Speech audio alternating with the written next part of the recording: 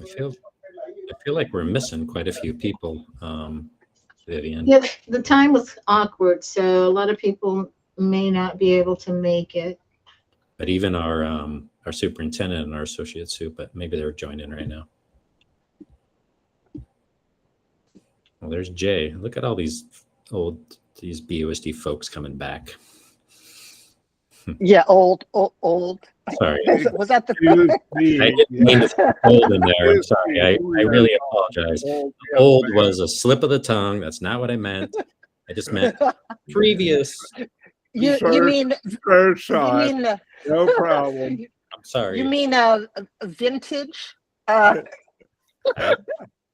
don't mind vintage. I mean, we do a lot of vintage shopping in my house.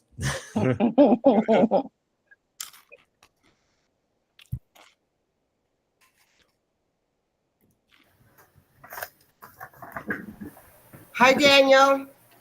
Hi, everyone. Hi, Miss Pauline. Hi. Hi, Natasha. Hi, Mildred. Hi, everybody. Hi, Jay. Hey, Pauline. Hi, Mildred. Hey, Nicole. Nicole just joined. Hey, Sean. So, let's see where we are. So, I think Vivian explained that we're going to do public comment after the meeting. I think Vicky suggested that was it Vicky? Somebody. Rebecca suggested it. So we thought that was a good idea and we're implementing it for this meeting. So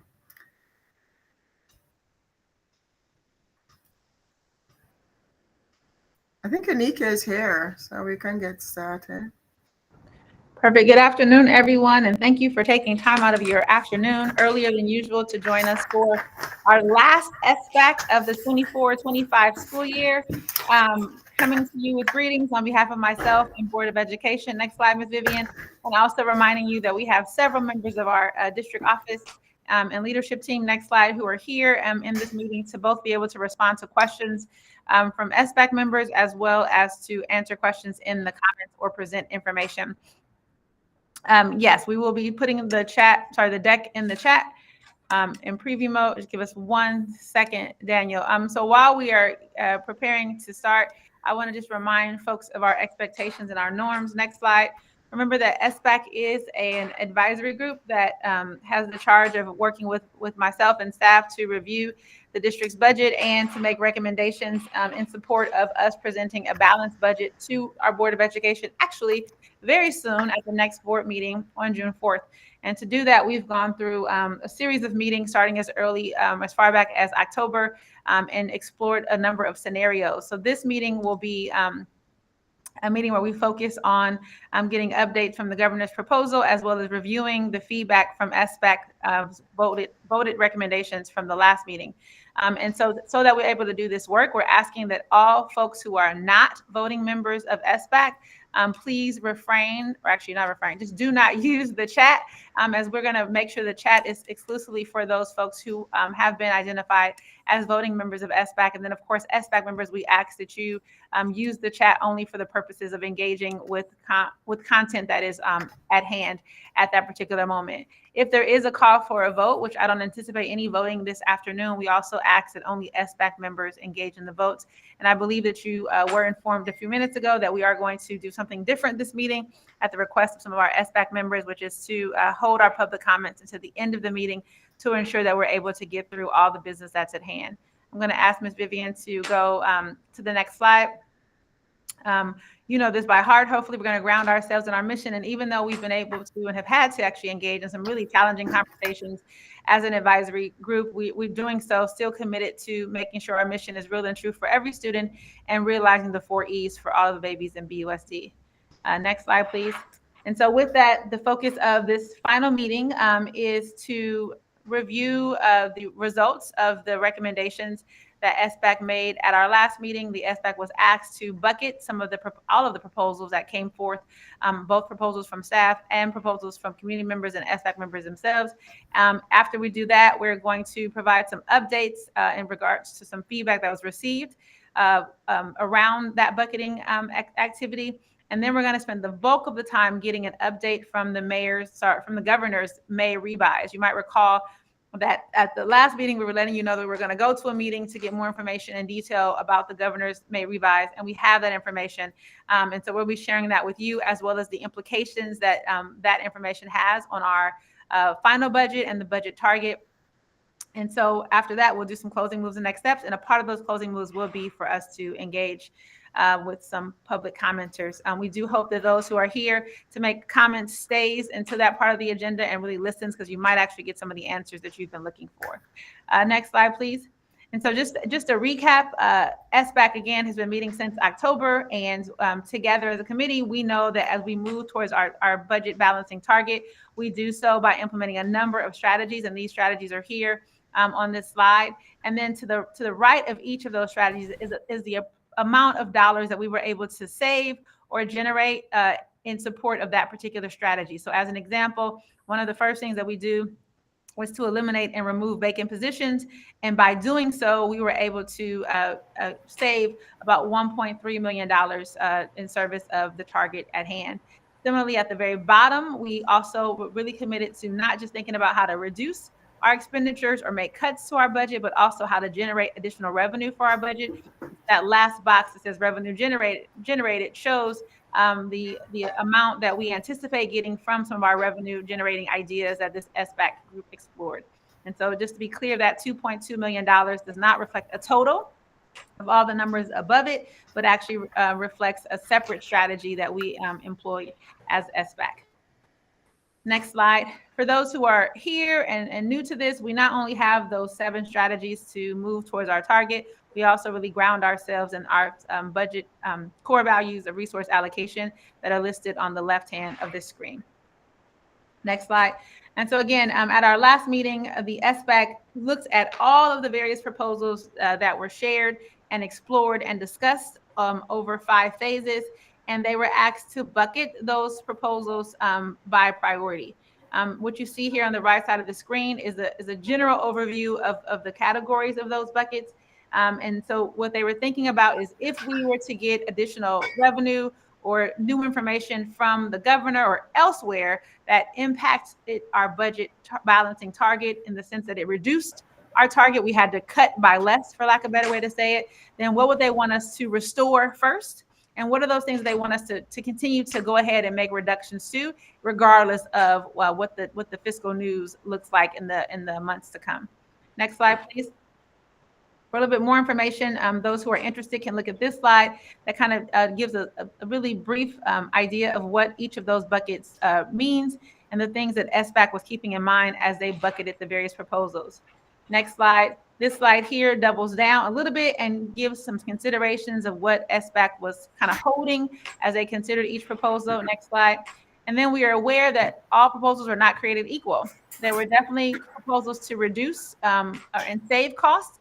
And you see the bucketing criteria for that on the left-hand side of this slide. There were also, again, as I said, opportunities for us to generate revenues. And you see the slightly differentiated buckets for that particular concept on the right-hand side of the slide.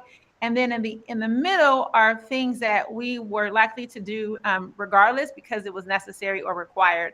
And so for those proposals, SBAC did not have any range in voting. They were all bucketed as bucket 1, high priority, because they were required or necessary. Next slide. And so with that, I'm going to do a quick overview of the results of that bucketing exercise. This slide here shows you that we had 15 of our SBAC members who engaged in the bucketing experience, and they definitely represented the various advisory groups that makes up SBAC. Slide. And so I'm not going to go through each of these for the sake of time, and because we really want to make sure that we have the majority of the time to really understand the May revise and its implications. But I wanted to make sure that both our SBAC members as well as members of the public know this information is here. It starts, if you have the deck, it starts on this slide that I'm on, slide 14, and goes all the way to slide 33. Really quickly though, you will see that the way that it's oriented is that we just did a screenshot from the actual Google slide itself, so you can see the pie and see how the different you can see the different ideas from the 15 folks who participated per each bucket. And so again, I'm not going to go through each one, but wanted to make sure that you knew that those that data was there and available to you. I'm going to actually just pause for a moment to allow SBAC members to go through these slides. Again, slide 14 all the way to 33. And I will wait to see if there's any clarifying questions before we move on to the comments that were made in the survey. But I think it's pretty self-explanatory, but I don't want to make that assumption. So I'll pause for a second.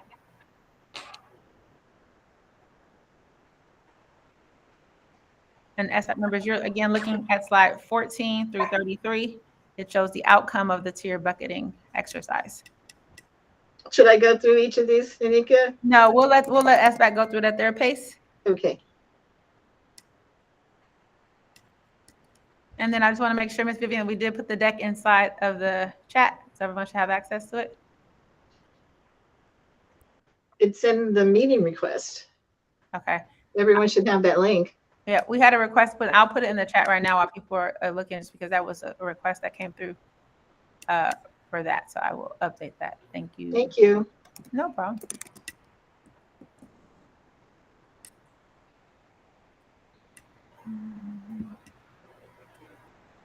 And then SBAC members, as you are reviewing, if you see something that raises a flag or prompts a question, please let us know. We're gonna take about a minute or so more for you all to look at this. And the deck is now in the chat.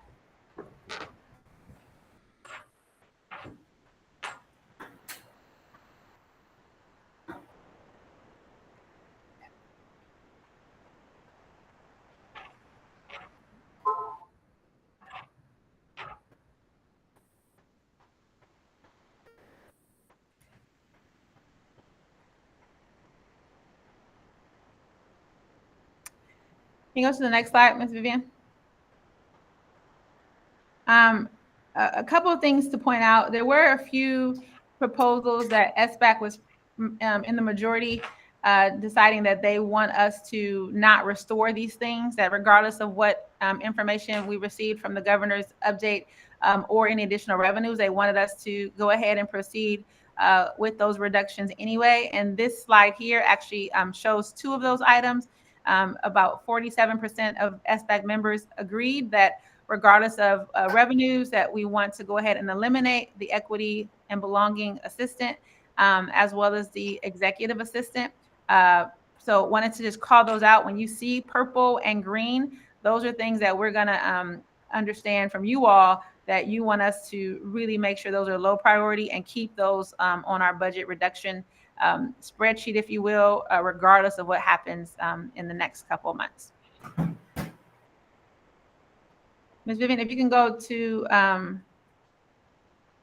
slide 21, please.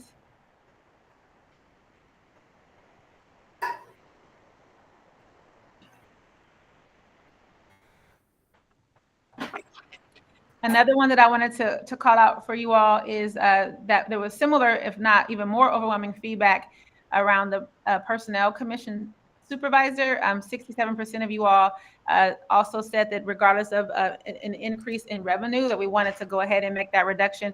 I wanted to flag this one because, again, you might recall that our personnel commission partners do have a lot of jurisdiction over their staffing and their budget, even though it is the USD that contributes to that. And as you might have heard, I believe in some public comments, there was not an intent from the Personnel Commission to reduce or eliminate this particular position, but the Personnel Commission has been working hard to figure out how to still kind of help us reduce our budget target or move towards our budget target to the tune of $169,000.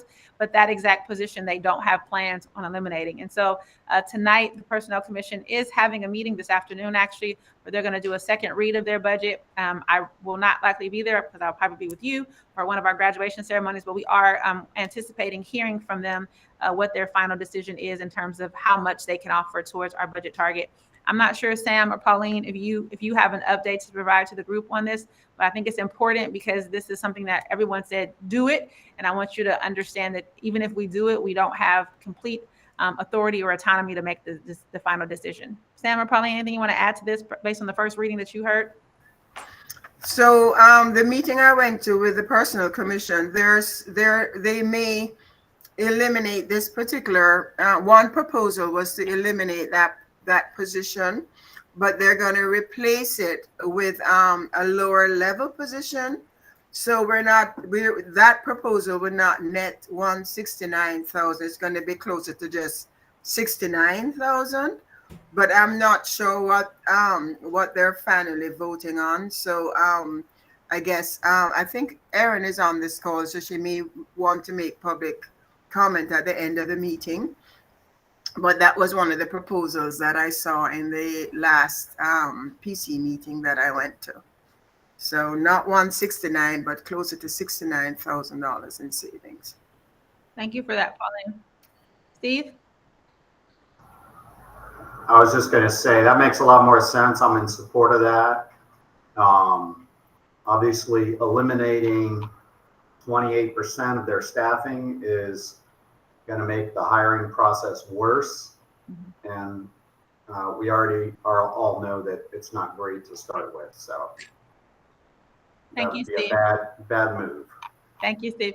So, but I wanted to, again, highlight that one because that is a move that SBAC was in support of. And so we are working closely with our Personnel Commission partners to move towards that 169. But as Pauline shared, is not likely that we will be able to realize that entire $169,000 savings.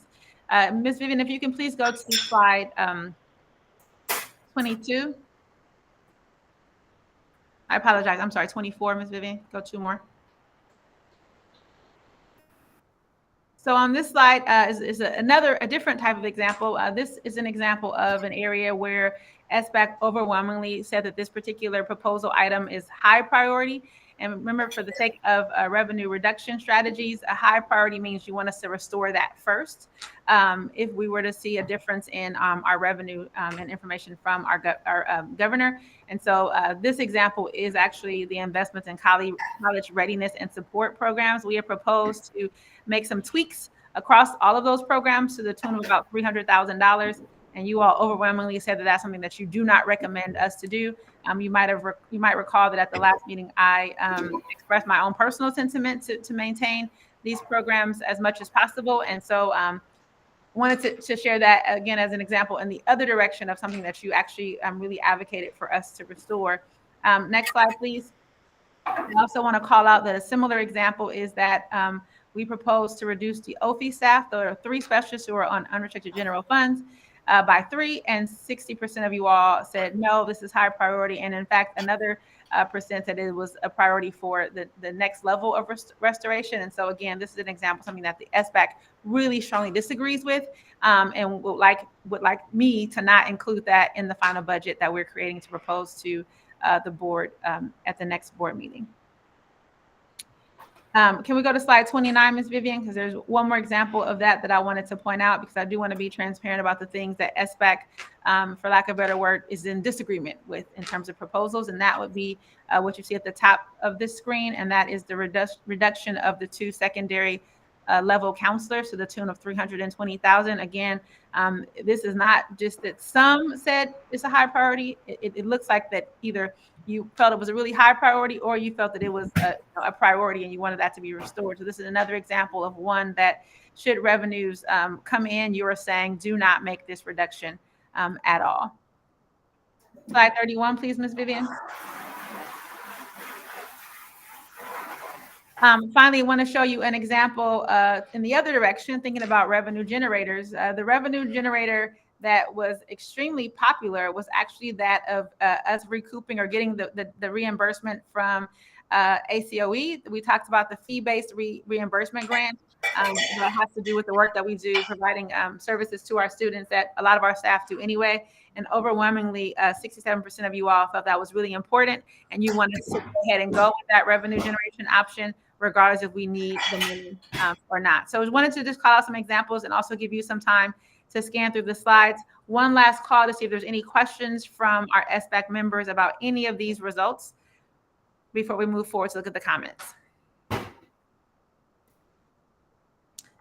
Thank you.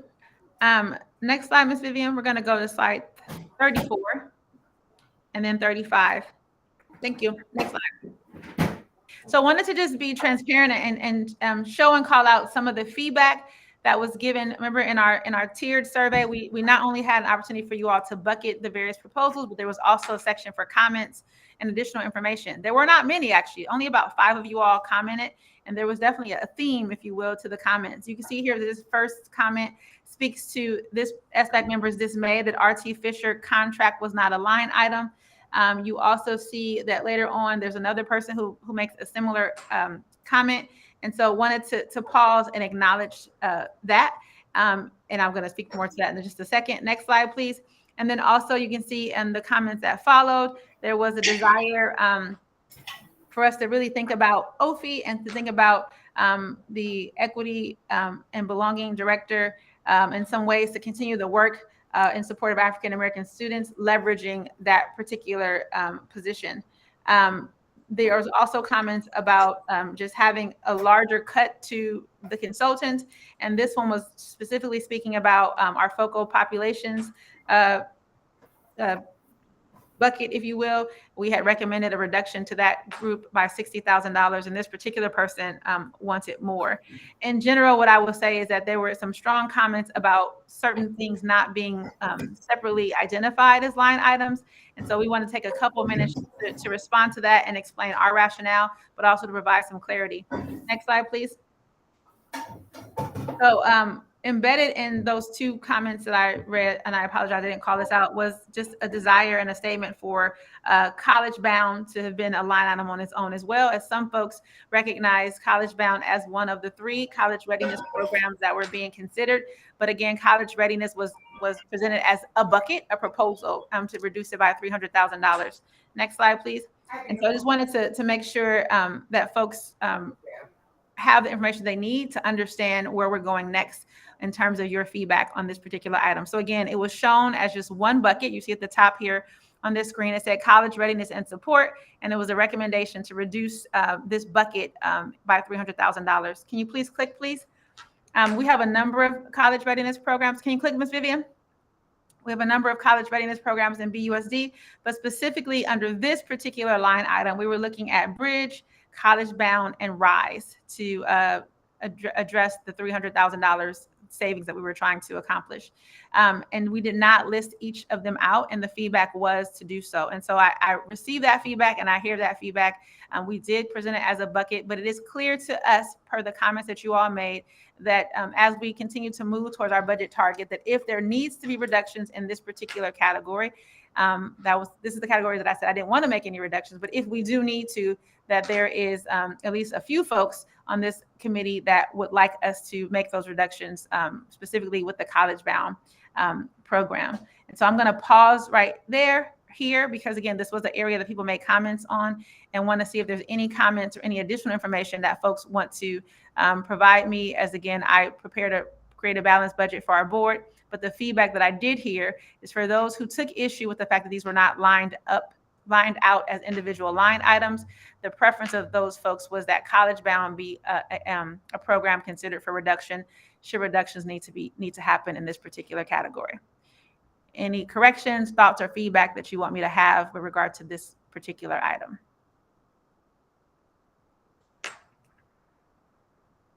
Rebecca?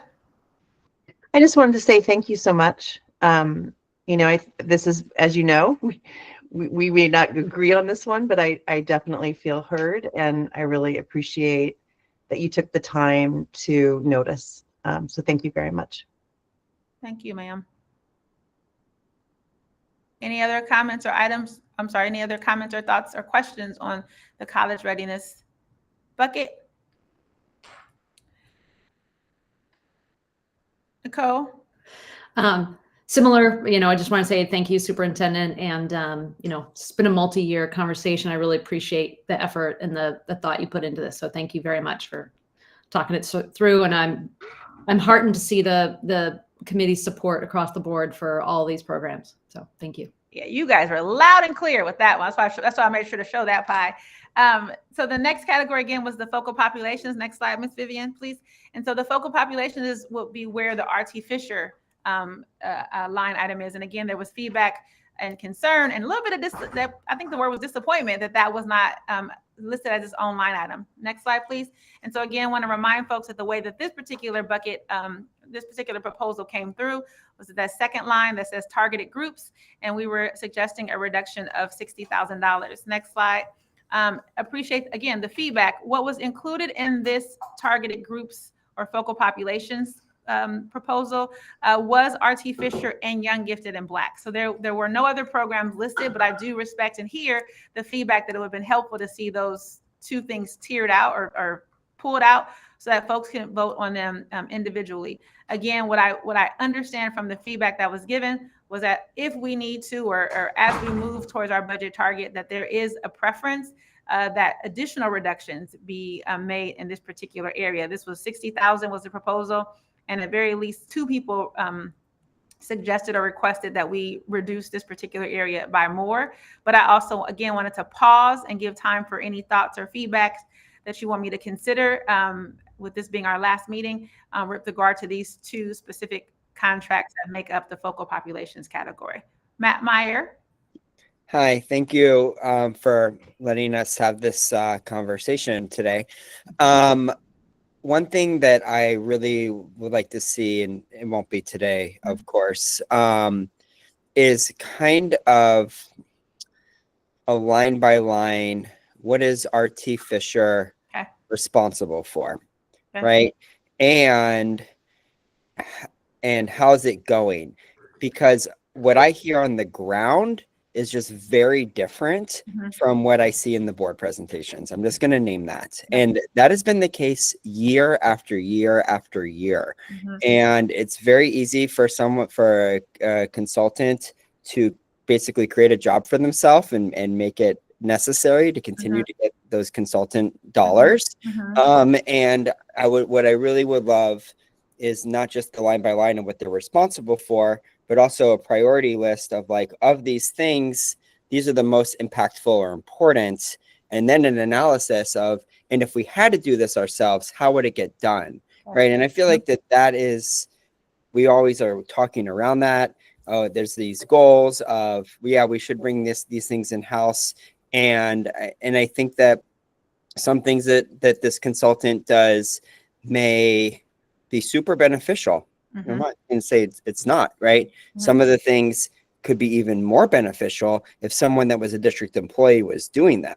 And I can name examples of those things. And so that's what I think when people say, well, let's cut this contract more, I think what they're really saying is, let's stop paying for this big, huge thing that's really hard to track and understand, and instead reduce it down to the core elements that we think are really important, and then decide, is this something that R.T. Fisher has to do because we just can't for some reason? Or thank you, R.T. Fisher, for really helping us identify from 22 to 25, all these areas of improvement. Appreciate that work. That was really important. Now it's BUSC's chance to kind of take it from there. So I think that is what people maybe are saying in those comments. Thank you. That's why I paused it to give space for that, because I didn't want to make any assumptions around what folks were saying or not saying. I saw a couple of thumbs go up while Matt was speaking, but still want to make space for there's anything else, again, that folks want me to know or hear or consider as we move to create a final budget. Again, it was clear with this particular proposal, see if I can find it real fast, that overwhelmingly SBAC was in favor of additional reductions here. It says, Ms. Beatrice says you want to pair with me. I don't know what that means. So I don't want to accept it, Beatrice. I'm scared. Ms. Beatrice, can you unmute? I'm sorry. That was my mistake. That's some fancy new thing that Nicole has to teach us about, because she's our Google Meet expert. I've never seen that in my life. I would have no problem pairing with you, Ms. Beatrice, just to be clear. I just didn't know what I was getting myself into. Anything else? Any other comments for the focal populations? Or if anyone, actually, I want to be fair, if anyone, I saw thumbs go up when Matt was speaking. If there's another perspective that folks, again, want us to hear or hold, this is your chance to speak or do so. Okay, artichoke.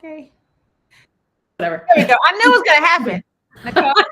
I'm trying not. I'm like, no. Too much. I was like, I gotta wait. I'm trying to cut back my talking. Yeah, no, I'm spot on with what Matt said, and I think that's in line with previous years. I made comments saying I thought this was a 3-year contract, and that was always my understanding. Yep. And I'd love to see exactly as he said, what's working great, and what do we want to continue, and how do we in-house it essentially. And I will say that as a person who spent a lot of years as a consultant, and I agree, half a job of a consultant is to try to make sure that you're always employed. And so I think we have great success with some programs we have within BUSD, and I'd love to see this be part of that. Happy. Thank you. In terms of the bucketing exercise for this particular one of reducing the investments by 60,000, there were 27% of you all that agreed, that said do not restore this even if we do get additional funds. There were another 13% that said, another 33% that was like it's a medium priority, so it kind of it's not super important to folks. But also want to name that there were about if I can do the math, about 39% of folks who wanted this restored. And so again, overwhelmingly, it feels like the majority of SBAC really is okay with a reduction in this area. And then there are a couple folks, again, via comments, et cetera, that would actually want to see more reductions in this particular area. Feedback was received, Matt, and we will work on telling that story about what specifically RT Fisher does. And then again, what is needed and what can we do in-house over the weeks to come. But I did also want to pause and call out that another component of this particular proposal was also the Young Gifted and Black contract.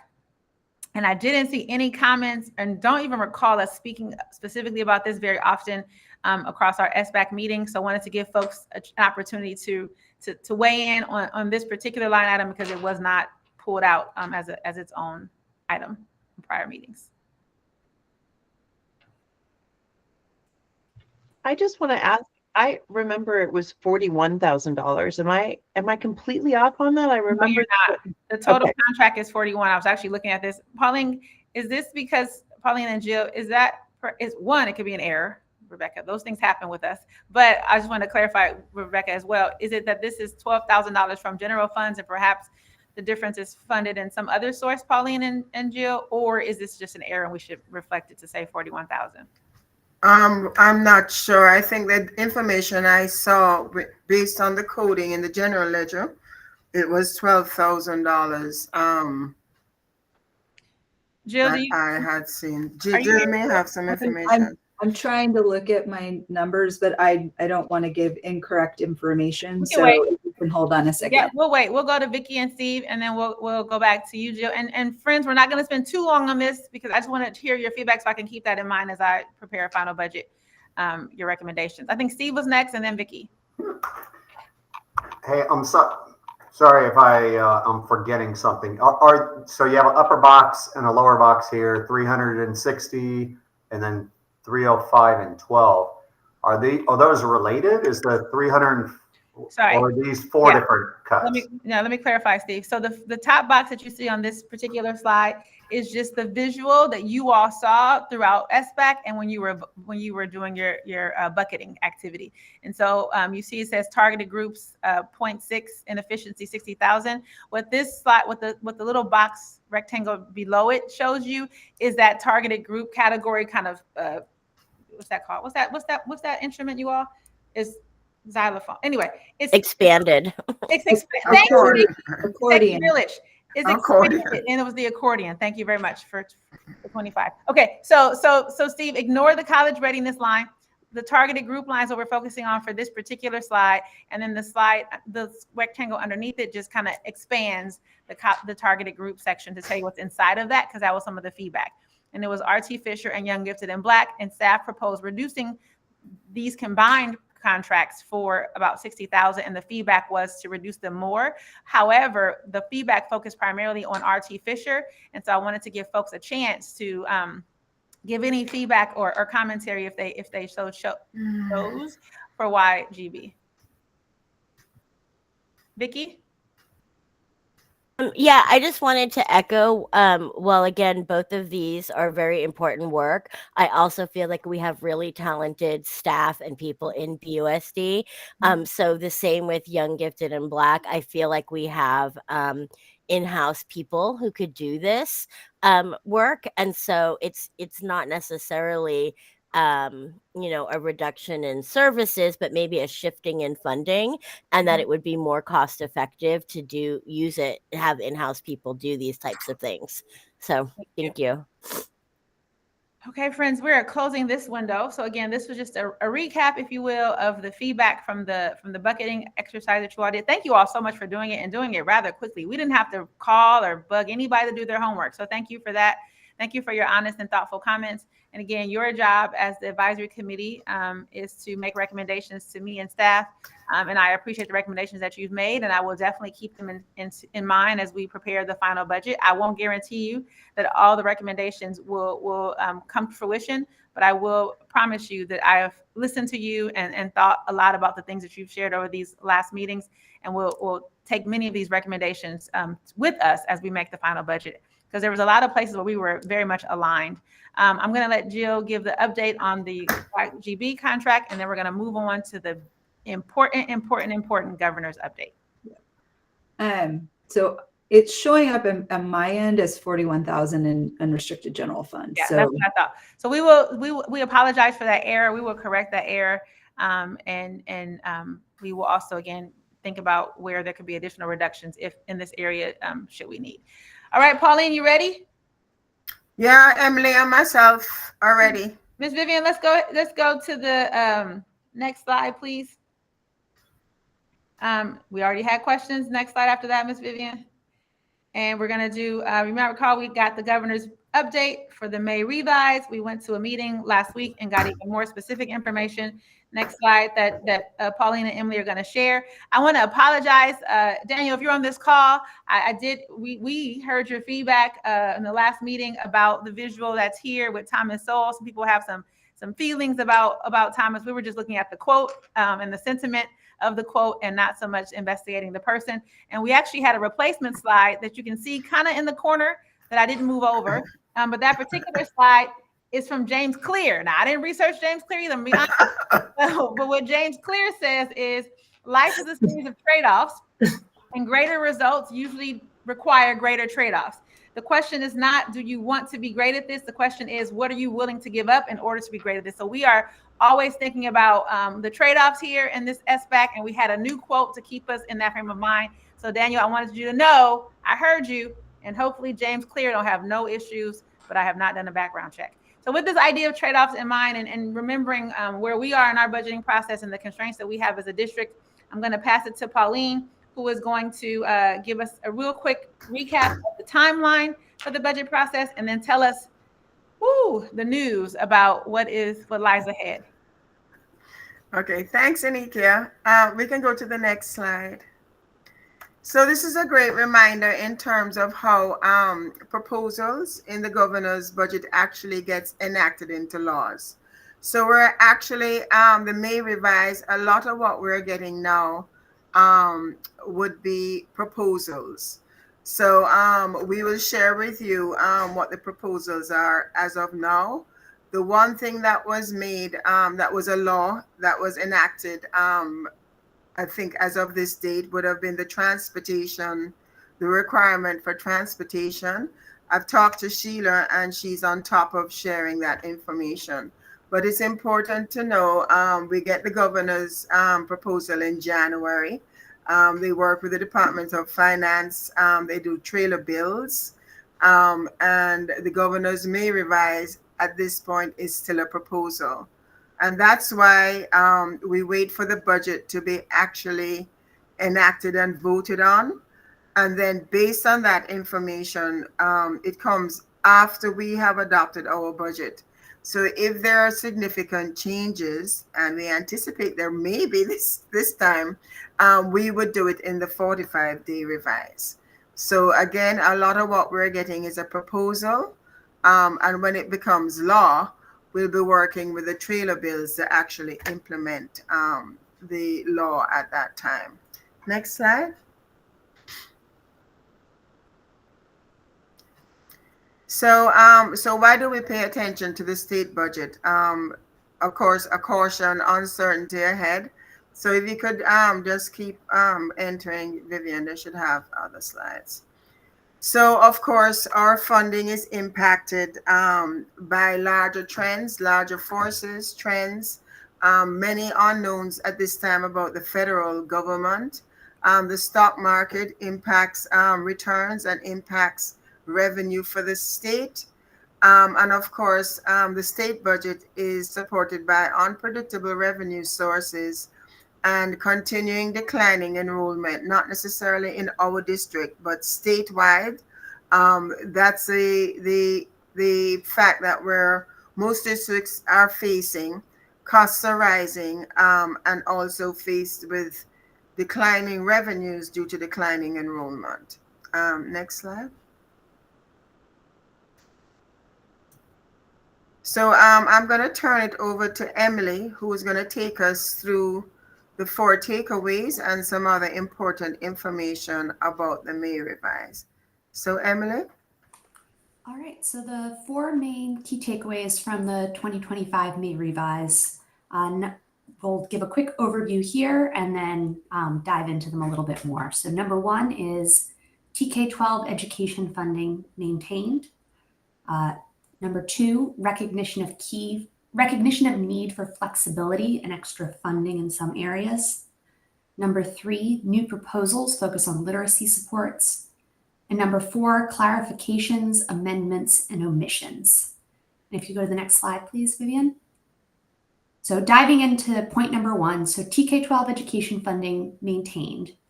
So the revised estimates of the general fund led to notable adjustments in the Prop 98 guarantee. So that's the guarantee of the minimum amount of funding that will go towards K-12 education. So we're seeing that being updated and increasing.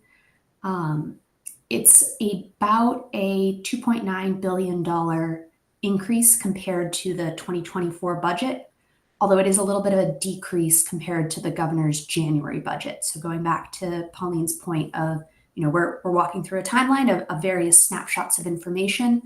January was our last update, and so we're often comparing back to what we had in the previous update we had. Related to that, in January, we had estimated the COLA, so the percent that our dollar per pupil would go up by, to be 2.43%. In the May revise, that's actually decreased, so that's now 2.3%. So that's an impact of the funding is still increasing by 2.3% compared to the prior year per pupil, but it also means that it is not increasing as much as we had predicted back when we had given our updates in January. And then the governor had received some criticism about strategies that were used that involved one-time funding and a rainy day fund in last year's budget. And this year, we're not seeing those same type of maneuvers, so that's good for stability. But we are seeing the potential for a payment deferral in 25-26 and 26-27, which would mean we would still get the funding, but that we would receive the cash later than we would typically expect. Go to the next slide. So number 2, recognition of need for flexibility and extra funding in some areas. So there's a couple of proposals that were made in the governor's May revise for additional funding sources, many of which are more flexible than we might typically see. So the first of which that we're very excited about is the Student Support and Professional Development Discretionary Block Grant. So the governor had initially proposed this back in January at $1.8 billion for the state as a whole. It's been reduced slightly to $1.7 billion, but we're still seeing him advocating for it to be a fully discretionary grant. Now, it would be a one-time grant. So as we look at our budget balancing solutions and our ongoing and our one-time solutions, this would be one time. But we're excited to see that this proposal we'd seen in January is still alive. But there's still a lot of questions about what this would actually materialize as. The next item that we're seeing is the transitional kindergarten 10-to-1 ratio implementation funding.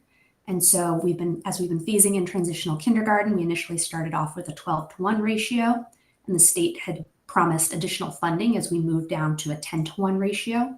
we're still seeing the governor include additional funding for every TK student in order to support that. It is less than what had been projected at the governor's January budget, but this is another proposal where we're seeing this funding still remaining in the budget proposal. And then the last item is TK multilingual learner supplemental funding. So this is much smaller compared to the other two. It would be $7.5 million statewide and would relate to supplemental funding to mitigate other funding reductions related to TK in the LPAC. If we go to the next slide. So then number 3, there's some new proposals that are focusing specifically on literacy supports. And so we're seeing a proposal for about $200 million statewide, again, one time, but supporting literacy PD for teachers. We're seeing potentially up to $10 million related to screening tools usage, specifically around dyslexia. And then we're also seeing literacy reading and math coaches. So a proposal to expand literacy reading and math coach programming.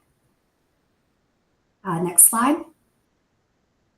And then the 4th point is, where are we seeing clarifications, amendments, and omissions? So the first 3 slides really focused on, what is our good news compared to our January budget proposal? What's sticking around? What are some new interesting things? This is some more of the caveats. So one of them is a penalty for county offices and school districts that do not adopt an LCAP. So pay close attention to the board meeting that's coming up on June 4th, when in addition to our proposed budget presentation, there's also going to be a presentation on our LCAP, because there now will be new penalties for districts that fail to approve an LCAP. The next item is ELOP, so the Expanded Learning Opportunities Program. So this is one of the funding sources on expanding summer and after-school programming. It is targeted at increasing the amount of funding to districts with high percentages of unduplicated students. So this is an area where it used to be, if you were a district of 75% unduplicated students, which is very high, you would receive a more stable and larger funding amount. They've now dropped that threshold to be 55% and up in the proposal. It's, again, not one that leads to potential for revenue for Berkeley, because our unduplicated pupil count is more in the 30%. What it could actually impact is the state prioritizes funding those districts that are above that percentage. And so it could leave slightly less money in the pool available for districts below that 55%. So we're watching this one closely. There's a potential for $100 million one-time stipend funding for student teachers. And then there's no additional funding for ethnic studies that's confirmed in this, pushing out that mandated implementation a bit further. And so if we go to the next slide. So in addition, some other new proposals in the May revise, nutrition. So continuing to fully fund the Universal School Meals Program, which is great to hear, and a big signature program of the governor's. And then a proposed $21.9 million for the Sunbucks program, which is a summer nutrition program. A one-time investment in developing a TK screening tool. And then the Learning Recovery Emergency Block Grant. This is another one-time proposed block grant that relates back actually to the block grant we had a couple of years ago during COVID that the governor had reduced. So this would be restoring some of that. And so this is tied to a needs assessment. And so if this does manifest, we would be linking it to covering our LCAP gaps and aligning it to the needs assessments that we've done as part of our LCAP. And then finally, some additional clarifications around how they would be defining teacher vacancies. So we go to the next slide. So what does this all mean for budget development? Because as we saw with that timeline that Pauline showed, we are not at the point where the governor has adopted his budget yet, and the governor's budget will get adopted after our own district budget is adopted. So we've been seeking guidance around what should we be including in our proposed budget, and what should we not, because we're definitely threading that line between we don't want to make commitments to funding that may not manifest, but we also don't want to have to make really hard trade-offs that actually we weren't taking into account what the probabilities were. So the takeaways from School Services of California and from our County Office of Education is that the only proposal in the governor's May revise is actually codified in Ed Code is the statutory COLA. So is that decrease from a projected 2.43% COLA to a 2.3% COLA. So they're saying the only one we should definitely count is the one that's actually reducing our revenue compared to our prior projections. The Learning Recovery Emergency Block Grant additional funding, the advice is to not budget that revenue, although it's a fairly, they've sort of scored the different risk levels of how risky it would be to include it or not. The TK ratio LCFF add-on, so that additional funding per TK student, they're saying, again, don't count on that for sure yet. This is a higher risk level because it already has decreased. It was much higher in January, and that dollar per pupil amount has gone down in the May revise. So there's a chance that it might get downgraded even further when the budget actually gets adopted. The discretionary block grant, that again, they're saying, no, it's another high risk. It's been reduced slightly from what was in the January budget. And there's been a lot of debate about what the allocation method would be, if it would be based on a straight dollar per pupil, which would really benefit Berkeley, or if it would be prorated by unduplicated student population percentages, and then what the allowable uses would be. And then same with the teacher preparation and professional development grant, the amounts have been already reduced and repurposed since the January. So any of these ones where we're seeing these decreases compared to the January presentation are definitely red flags. So these are still in very much negotiations. And then the last item, the one that doesn't necessarily, that wouldn't lead to additional revenue for Berkeley, is the universal ELOP 55% threshold.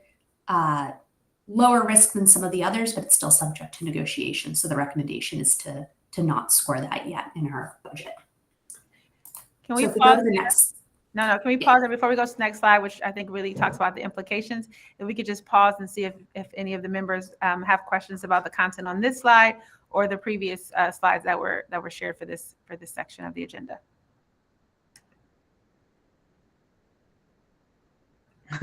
I can only see like 7 faces, and they're all like these blank, concerned stares. I think folks were hoping that we would come and say, well, here's what it is, and have that much more clarity and certainty. And unfortunately, I feel like this May, and Emily and Pauline, tell me if you disagree, but this May feels different than May's past. And that it feels like there's still so much uncertainty when usually we have a little bit more understanding and can get our footing, if you will, with regard to the governor's budget. So Vicki, first question. Yeah, I have a lot of questions, but I'm going to hold them until after the next slide, which I think has a little bit more concrete information. All of this information is sort of not positive for us and not very clear either. So yeah, I'll wait, but thanks. That's the forecast, Vicki. Not positive and not clear. Rita? So this is a question coming from somebody who only recently started paying attention to how all of this works. Mm-hmm. But is it possible to even get into the next school year and have funding change? Like, does that happen? Open your mouth, Pauline. You see some Pauline's face? She's like, yeah. So Rita, as I explained, the governor actually approves this final budget after the district has to take their budget to the board for approval. So what we but that's June, right? Right. So we have to take our budget to the board in June as well. So the last meeting is the 18th. So we have what's called a 45-day revise. So the advice from Alameda County Office of Education, as well as school services, who we rely on for a lot of our information, is to follow these guidelines based on their assessment of risk.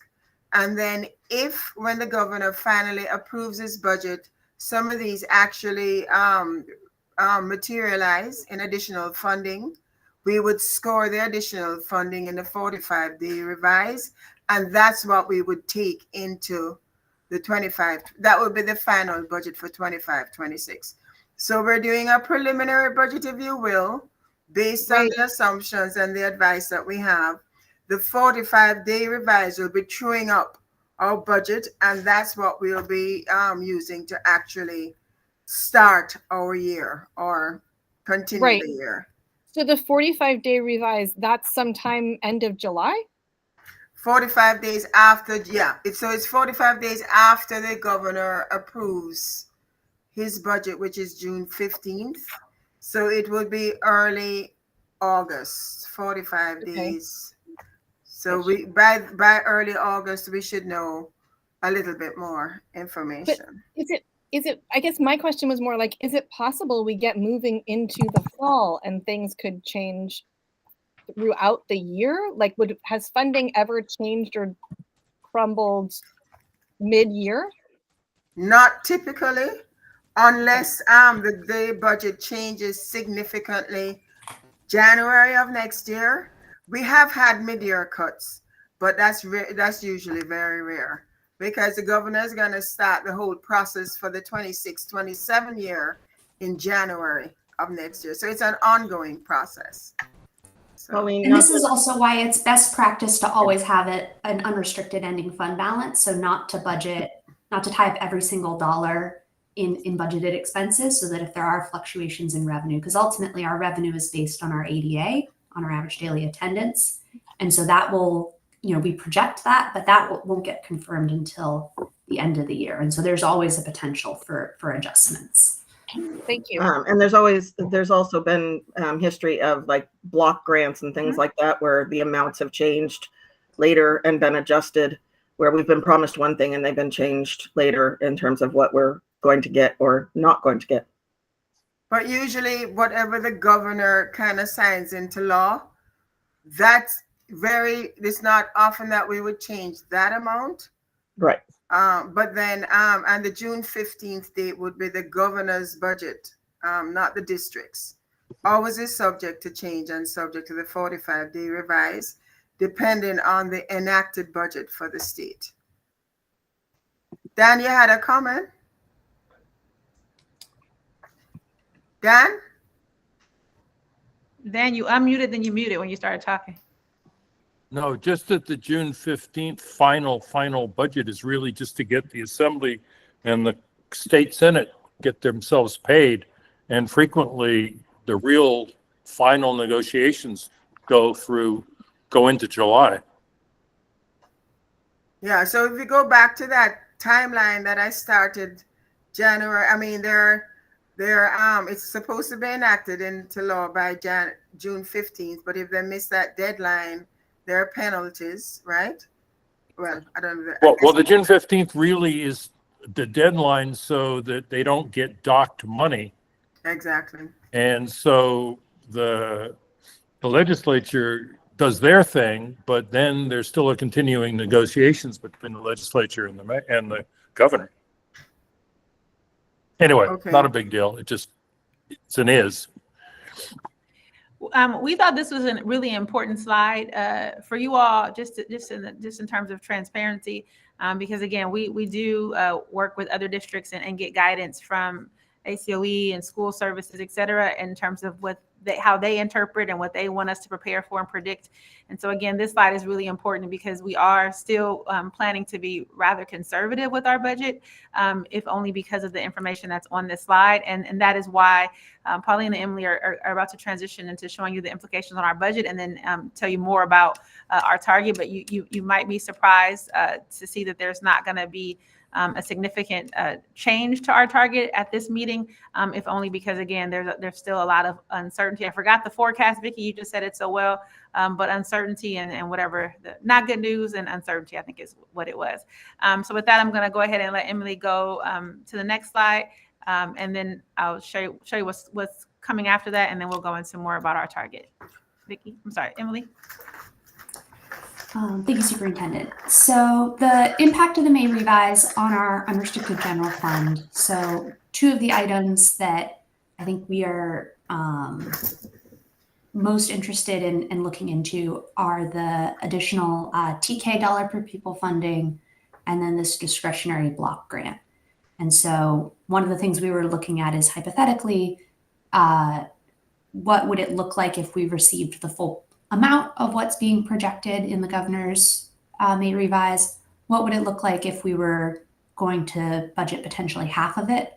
The guidance we're still getting from the county is that if we're including it in our budget, we should be designating it in the ending fund balance. So even if we do budget it, it would show a larger revenue number, but it wouldn't allow us to actually reduce the target at all. But just to give you a sense of the potential magnitude or the potential swings in revenue that we might be seeing when we get to a 45-day revise, one of them is the TK ratio. So this would be the additional money per TK student. It would be about, right now, $2,397 per TK student. So that could be as high as $819,000. If we were to score part of that and designate it in the adopted budget, we wouldn't go more than half of that, so about $409,000.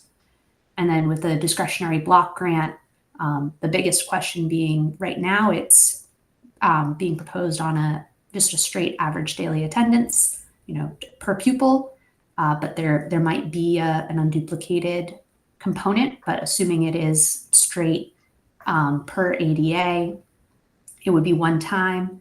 And so that could be a one-time budget balancing solution of up to $2.8 million. Half of that would be about $1.4 million.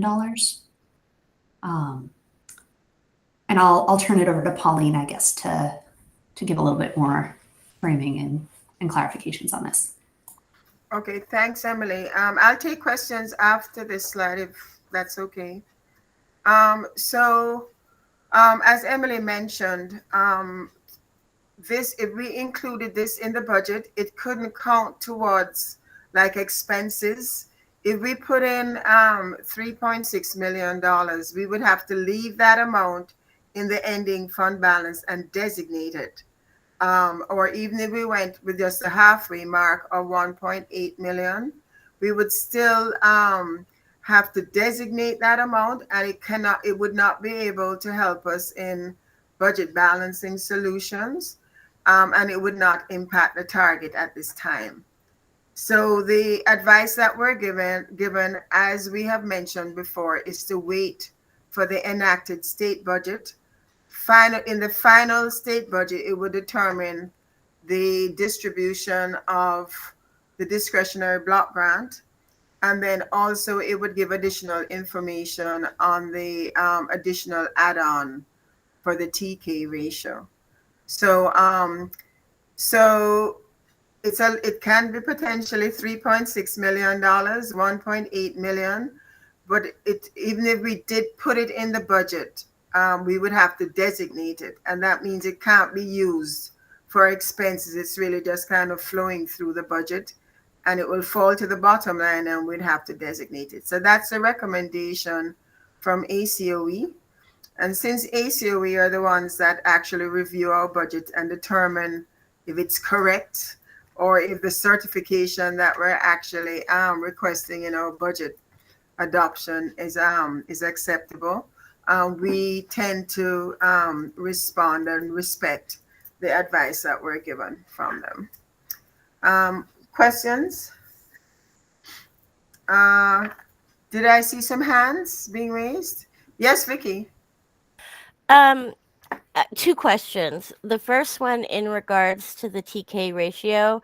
So that's something that we have to pay for because it's required that we have lowered the TK ratio. So I guess my question is in our current budget, we've already accounted for those expenses, and this would just help offset those expenses if the money came in. Am I understanding that correctly? You are. Okay. My next question in regards to the block grant, do we have an estimated number of what that would be if we only counted our unduplicated students? No, the unduplicated students could be a rate, it could be a percentage. So just like they've done with other funding, like the ELOP. So it would they be could like say like if you're 37% or okay. it could say it's 55%. Only districts with UPP of X percentage that we may or may not actually we may not materialize. Okay, so it isn't so the fear is that if we don't meet the threshold, we would get $0, not that we would get less dollars that was equivalent to our threshold, our amount. Okay, that's even worse. Yeah. Thanks. And that Okay. hence, because the risk is so high, that's why we're not including it. And if we include it, it's like, like we still have to designate it at the end. So, yeah. There's questions in the chat. There's a question in the chat from Beatrice. What is the Yes, current Beatrice. what is the current dollar amount per TK student? Is it 5,000, Emily? I think I can put it in the chat. I just calculated it. The TK add-on rate right now is for 25-26. So without this additional amount is $3,148 per student. Right. So this would be, nearly doubling the amount, the additional amount per TK student. So every student gets a base amount, and then there's additional amount for TK. This would be increasing that further. And so that's why this is such a risky one, because what the legislature has said is this governor's proposal is a very large dollar per pupil increase, considering it's only dropping that student adult ratio by 2 students. Correct. And then the 5,545 would be the amount, including the 2397. So it's 3148 and 2397. Any other questions? We're coming up to 4:15 for public comments. So we have to kind of push us on. So moving. Yes, Ms. Vivian, can you go to the next slide, please? Just wanted to let you all know what's in the slides ahead. We're not going to go through each of these slides, but folks have asked us several times, like, what can you do and how can you stay informed and engaged, not just at the district level, but at the legislative level. And so we've included some slides from ACOE, from slide 55 to 56, that just gives you information about how you can collaborate, as well as how you can advocate.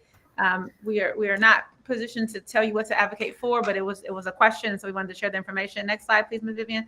And so here is the link where you can learn more, and there's a contact person that can support you if you have questions about how you could actually be more involved in the work. Next slide. The next slides to come, actually, starting from this slide 57, all the way to slide 62, is kind of giving an overview of the road ahead, and included in that road ahead overview is information about federal updates. So I do encourage you all to look at those, though we're not going to spend time here doing so.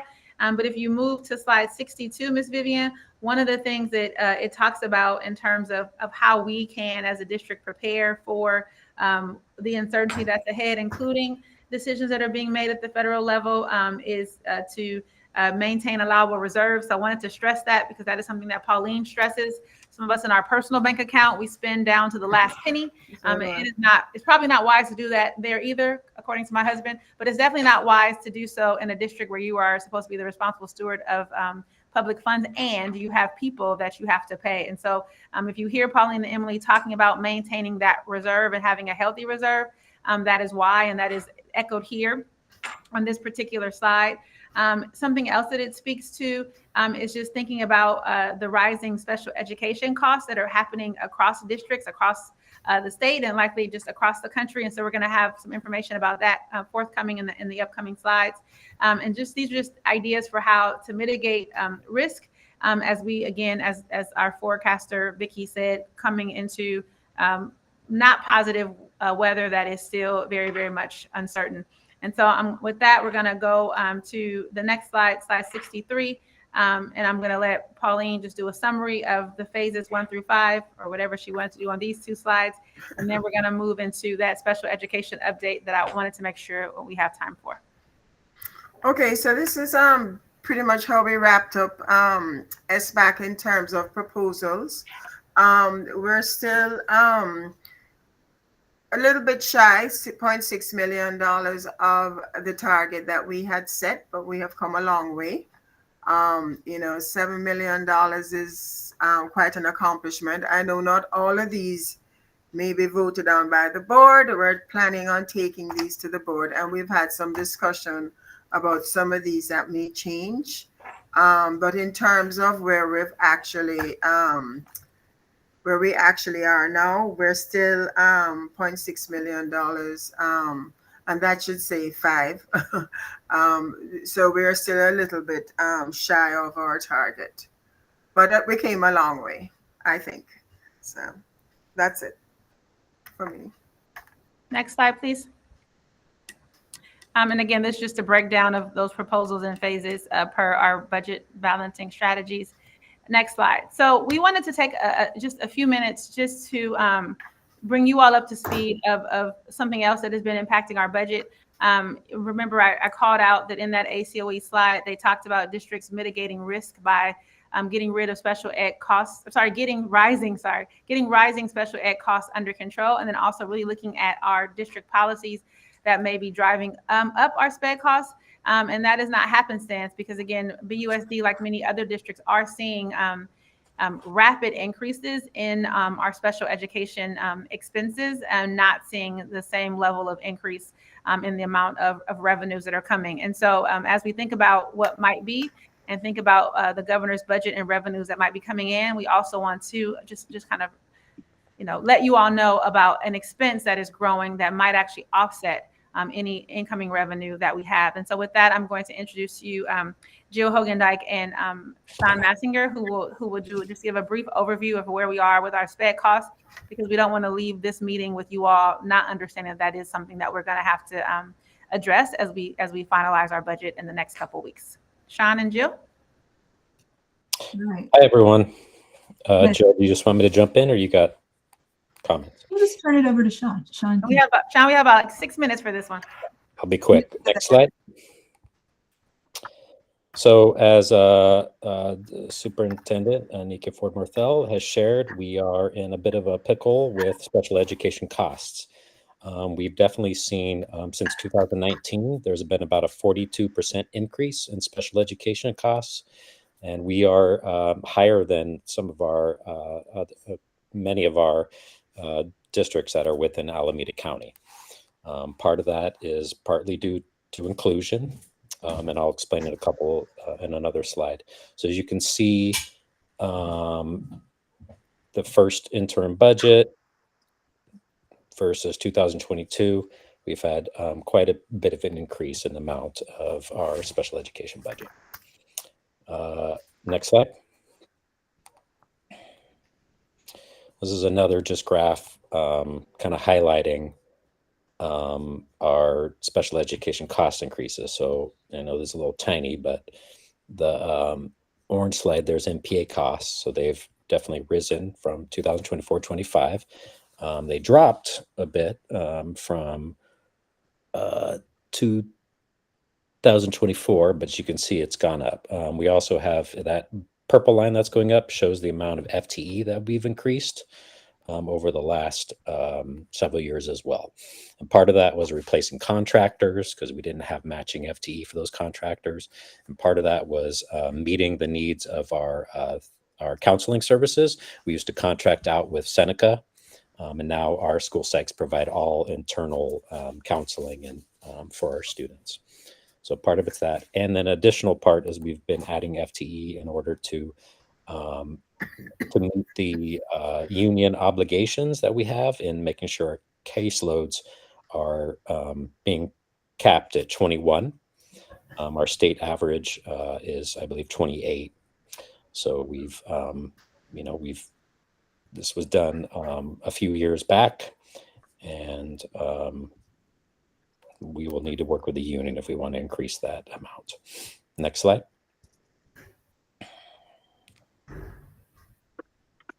So as you can see, Berkeley over here on the left, this is the amount of education per student cost from 2018 to 2023-24. We've gone up 42.5%, which is higher than all the other districts within Alameda County. looks like Pleasanton is in a close second here. Matt, you said it's also not based on an inclusion model. Can you say more? Yeah, every district has different models. I know inclusion encompasses the whole thing. Berkeley, I want to be clear, not the union. Berkeley Unified has made choices around how to serve special students with IEPs, and those choices come with increased costs. And I think that if Berkeley Unified wanted to engage in a conversation about various other models of serving our students' needs, that's great and fine. But I think it's we just can't compare apples and oranges. And I do think that this slide that you're showing is really important because it shows the vast difference amongst districts with more or less the same labor costs in terms of the costs per, which we know is the majority of the cost, right? Which someone has said many times. So there is, I think, some deep investigation that needs to happen around why, yes, everyone has experienced increases from 18-19 to 23-24, but why is it in Berkeley Unified, right, that our green line is where it is, right, compared to some of these other districts, and that is based on model. Right. Yes, Davis Unified is the closest to our model, and they're also experiencing high rates. They have an inclusion model there and almost the same exact setup as we do, and they're a similar sized district. So we've been partnering with them a bit to talk about how their cost containing costs as well. I see your hand, Rebecca, but can we move on to the next two slides and then see if this answers your question? So some of our cost drivers are new students arriving and existing who need one-to-one IA services.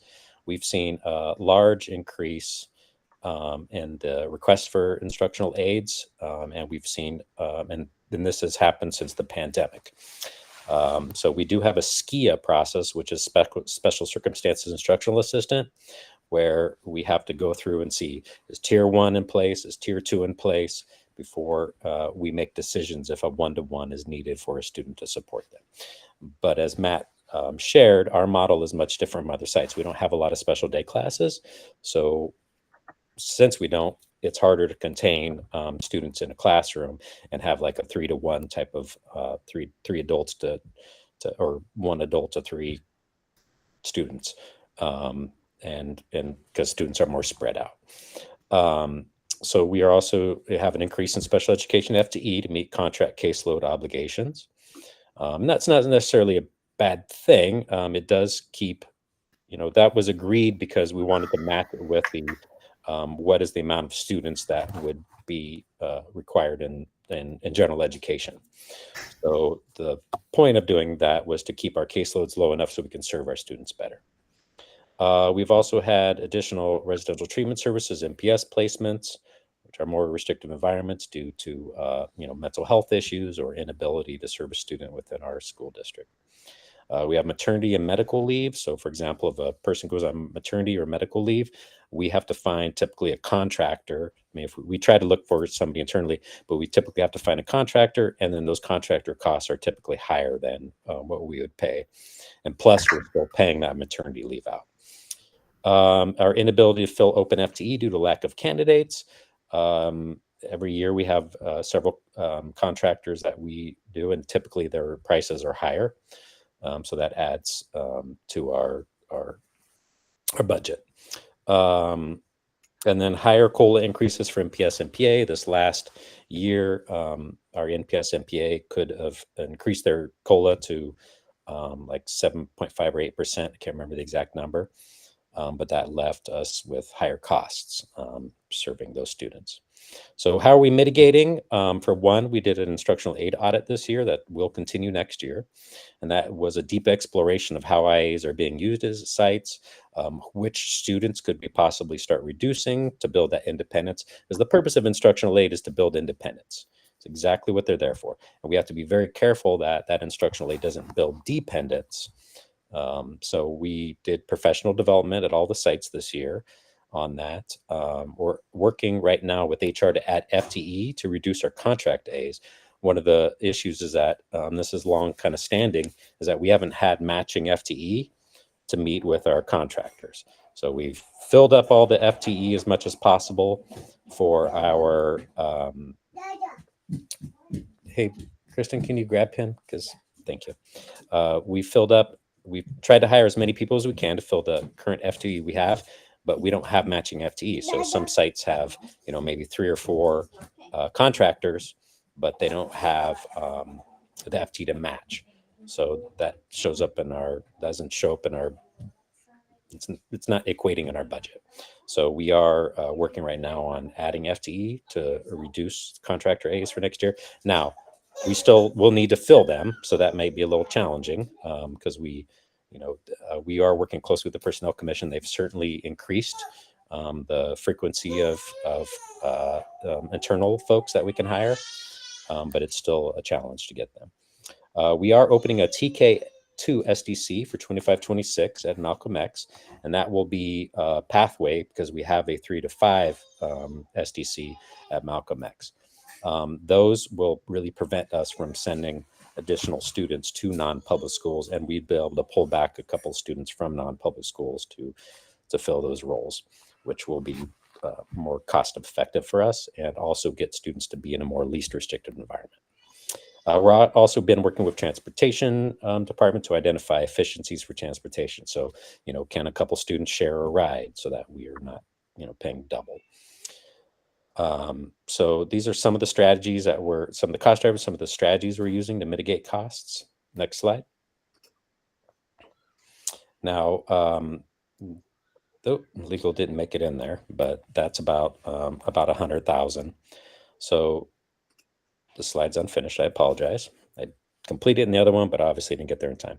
So when we looked at where we need to pay additional bills for this school year. Fine. If Vivian just refreshes the slide, she refreshes the slide, it will work. Okay, You can't do it. Vivian needs to refresh it. There you go. And I apologize. This is a lot of information quickly, so we'll do questions afterwards. Aniki has always given me less time than I need, but that's cool. I also talk a lot. Special education is very complex, so there's a lot of factors that, as you know, that match it. So essentially, we don't have enough money to pay our bills for 24-25. And most of that cost increases are non-public agencies of providing instructional aids. There's an average cost of about $25,000 more when we use our instructional aid from an agency versus one of our own. So that's the purpose of increasing our FTE for next year so that we can start hiring our own folks. And again, that is all going to be all dependent if we can actually fill those positions. We may still need to use the agency folks, but we'll need to fill those positions. We'll hopefully be able to fill those positions next year. So non-public schools, we still need about 80,000, 352 to pay those bills. We have about 2 million or almost 3 million for non-public agencies. Transportation, we have about 14,000. Our legal is about 148,000. We've been emailing folks with contracts to make sure, hey, are you going to be submitting your invoices for, before July 1st so that we can, or is this going to be going on next year's? An extended school year, I'm in the process of determining that. I imagine it'll raise it a couple $100,000. But right now, as we're trying to figure out which students are coming. So if a particular student's coming with a 1-to-1, then we need to be able to, to pay for that. But we don't quite know yet which students are coming, but we're getting closer to that mark as we get to close. So, the total right now is about $3,190,110 that we need to get additional funds to pay these bills. It may go up by a couple $100,000 due to ESY. Rebecca. I was just curious about what Matt had said earlier relative to other school districts as compared to Berkeley and sort of the models that they use. And I just wondered, I don't know enough to know, but if we were to ask our special ed teachers and aides, do we know if the model that we have right now is serving them and sort of what they want to do with students? Do we know how those pieces work in this? Yeah, I'm just so curious. districts. I'm gonna pause this. Rebecca, don't get upset with me. I'm gonna pause this only because we have 5 minutes left for this meeting, and we also need to do public comments. And if you don't mind, I want to let you all know, everybody on the call, not just Rebecca, that this afternoon or this evening, we are going to have our DC meeting at 6 p.m. and that is for, oh my gosh, I can't remember the acronym, but it is a committee that's focused on really thinking about and censoring the needs of our students with special needs and asking and trying to work to answer some of those exact questions, Rebecca. And I believe, Sean, this evening's agenda is going to talk a little bit about budget, but if not, we'll definitely talk about it in future ones. So if I can ask you all to pause on that. I see a couple more hands that might also have questions about specific to special education. And I'm going to also ask that you join that meeting at 6, or that you allow us to at least pause and kind of wrap this up, take public comments, and then Sean can stay on as long as you want, or as long as his baby allows him to stay on, because you heard him saying dada. So no disrespect intended, just want to be mindful of time. And so I'm actually going to let, I'm going to say that again to Ms. Beatriz. I don't know if your question is specific to SPED, and if I could ask that you hold it as well, and then same thing for you, Donna, Miss Donna. Yeah, I put my question in the box in the chat. Okay. It's a little bit similar to Rebecca's. Thank you. And Rebecca, if you don't mind, you can actually put your question in the chat too. That way, maybe Sean can try to answer it chat-wise, though I seriously doubt that these are chattable responses. But again, invite you all to DC this afternoon at 6 p.m. Pauline, I'm going to let you wrap this one section up, because I think the bottom line we really wanted to share with you all was this reality, and to give you some sense of what this reality means in terms of our final budget. Pauline, you want to close this one out?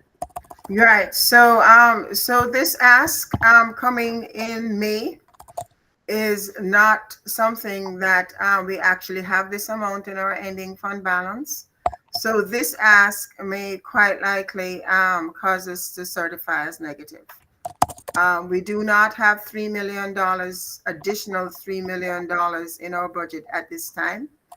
So we would need to audit these amounts, determine how these amounts were calculated, and after doing a thorough investigation of this ask, the final amount would be included in the 45-day revise. Because if it is that this amount is actually needed for the special ed budget, the district cannot afford this ask at this time.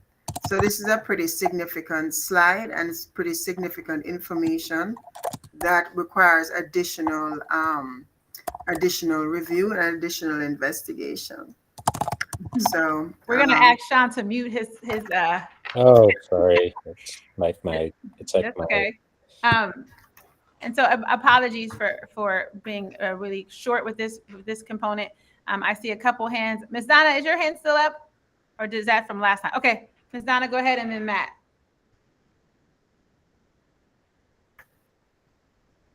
Ms. Donna, you're muted. Well, she wants to know where's the link for the meeting tonight. Oh, thank you. Sean, or actually Sean or Nicole or Vicky, if any of you all have that link, if you could put it in. I know Sean is trying to respond to some things in the chat. We'll get that to you, Ms. Donna. Mr. Matt? Hi. So thank you for sharing that, Pauline. That's really helpful to understand. What my question around this slide is, which of these costs will we consider an ongoing cost, and which of these would be a one-time cost of the 3.190110? So I think this begs a question, Matt, that we do need to take a closer look at the SPED budget. In some districts, basically the SPED budget is capped. We say this is what we can afford. If we go over this amount, it's going to cost a negative fund balance. I'm not sure how much of this is ongoing. At the beginning of every year, we assume that all our positions are filled. When we fill positions, we wouldn't need as much of a reliance on NPAs. So it's a balancing act when we adopt the budget. And as the year goes on, we determine, okay, we have a need for additional IAs, for instance, but then we would take the money from salary savings. So in terms of what's ongoing, we would need to look at what was originally planned for staffing versus what was originally planned for NPAs, and how did we actually balance the need throughout the year. But one thing that Sean has shared, I think we had the student count. Our increasing costs are coming when our students that we were serving in 24-25 was less than what we were serving at the beginning of the period that Sean shared. So I know this year we're having more TKs coming in with needs. So it's very difficult to project. And Dan is on our call. He's in our audit committee. Special ed is a complex situation, but it could benefit, I think, from having additional assistance in terms of like looking at costs and working both the fiscal and the program side to work closer to kind of look at this amount, because $3.1 million, I don't even think Fund 20 can cover that at this point. So.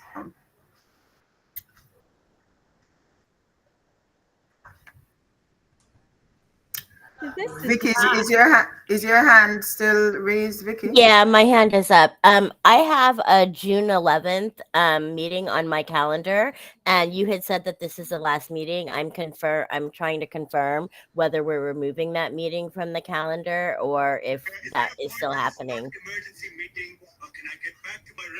I think we would need the June 11th meeting, right, Inikia? This will be the last meeting. I do not believe we're going to need the June 11th meeting. This will be the last one, Ms. Vicky. Okay, thank you. Look at you, missing us already. We are going, someone has something on in the background, a TV or something, and I am so easily distracted. So I'm going to ask everyone to please mute their phones.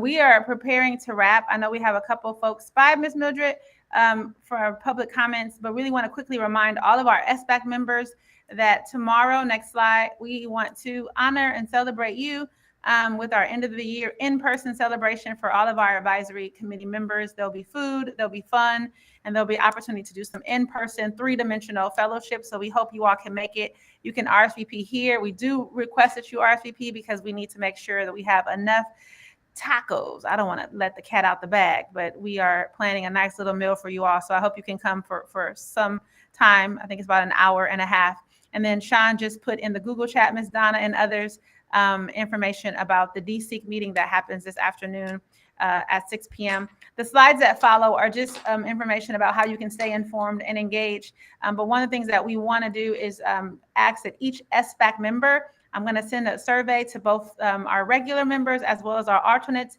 and ask that you take some time. One, thank you for the time you've taken over the last several months, but that you take just a little bit more time to fill out a survey. We really value your feedback about this experience, what worked and what things we can do different and better as we prepare to work again together next year. We do hope to start these meetings back off in the fall, early October. And so we are going to also ask you if you intend to be the representative for your respective committee in the next school year. So look for that email. It should be coming soon after this. And I appreciate you in advance for taking the time to fill it out very thoughtfully and honestly. And for whatever grace you're going to give us as you fill it out as well. We do have a board meeting next week, June 4th. And at that meeting, the board will hear a presentation on our local control accountability plan, or LCAP, that itself has funding tied to it that has some really important information that I think you'll be interested in. And it'll also provide an update to the board or a presentation of our initial budget proposal for next year that will be inclusive of many, if not all, of the recommendations and the things that we discussed here as an advisory committee. So with that, I'm going to pause one more time to say thank you, to see if there's any final word questions from our committee, and then I'm going to ask that we open it up to public comments if there are any. Thank you to our public commenters for so patiently waiting. Ms. Vivian, can you see if there's anyone still on for public comments? Yes, ma'am. Is there anyone here for public comment? So we have Donna Gretham and Daniel Bronson. Daniel, go ahead. Hey, so why am I still muted? You're not muted. I can hear you. You have a minute and a half.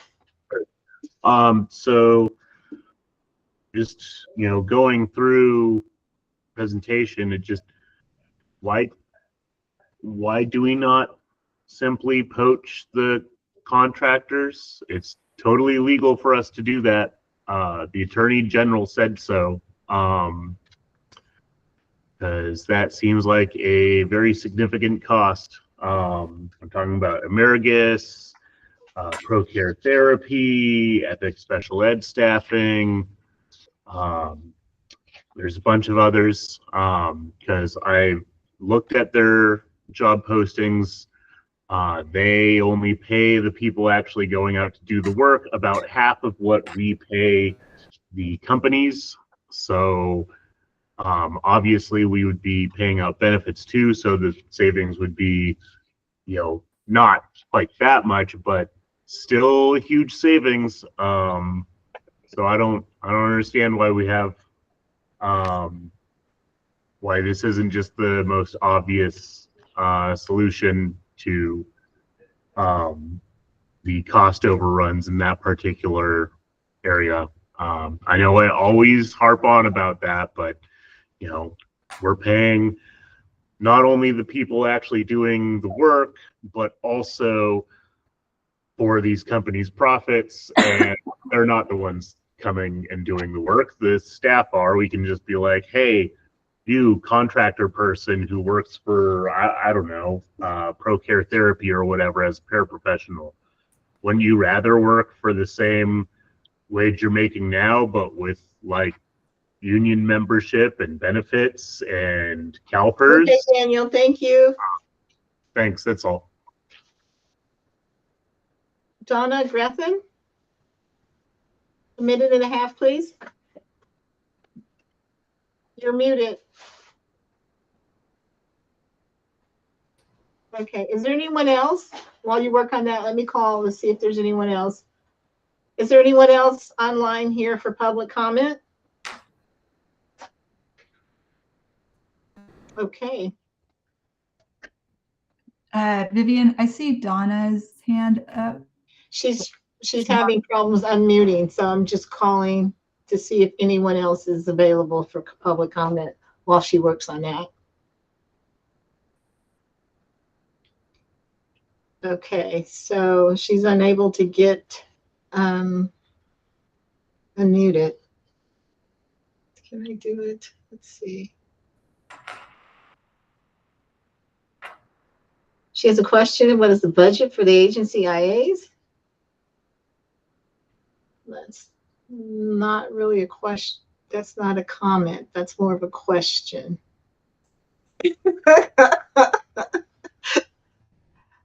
But that's good. So, Superintendent, how would we like to handle this? Can someone email her with that information at a later date? We can provide some summary of that information. We wouldn't just email you, Ms. Donna. We would email the entirety of the SBAC committee. We do not respond to public comments, which is why we can't answer the question. But what I will say is that we continue to explore our contracts. In fact, at the last board meeting, we made a presentation to the board about one of our larger contracts and why that contract exists and the work that we're doing to continuously reduce that contract. And so we're happy and prepared to share information similar to that to SBAC. The budget for agency IAs will be inclusive of that, and it will, Ms. Donna, take us some time to get that information as we try to get our budget ready for next week's meeting and wrap up the school year, but we will definitely follow up with that. But do know that as we shared, I believe in a previous SBAC and for sure at the board, that there's different types of contracts, and some we have to have because we cannot provide that service. But where there are examples of contracts that we have because of the lack of staff to provide those particular services to our babies, we actively work to address that and reduce those contracts in real time. Okay, friends. So don't forget, you're going to get a survey and then you're going to fill it out. And then tomorrow you're going to come and we're going to have tacos and burritos and do all the great things together in person. Appreciate you all. Again, thank you so much for weeks and weeks and hours of your time and your thoughtfulness. And we look forward to compiling, not me, Emily and Pauline look forward to compiling our final with your input. And we are all going to just cross our fingers and meditate and pray and do whatever it is you do in hopes that the revised budget in June has a better forecast. But still, regardless of what it says, knowing that we will be committed to moving towards our mission for all of our babies together in the next school year and all the school years that we're together after that. Wish you a wonderful evening. DSEC at 6 o'clock. DSEC at 6 o'clock. And I believe, Sean, you did put the link in the chat. Put in there one more time, Sean, just so for the folks who want to go to DSEC at 6 o'clock. Others are going to promotions, Latinos Unidos de Berkeley, and other end of the year celebrations are happening tonight. So see y'all tomorrow. We're out. Bye-bye. Bye, guys. Thank you. Thank you. Thank you. Bye. Bye. See you tomorrow.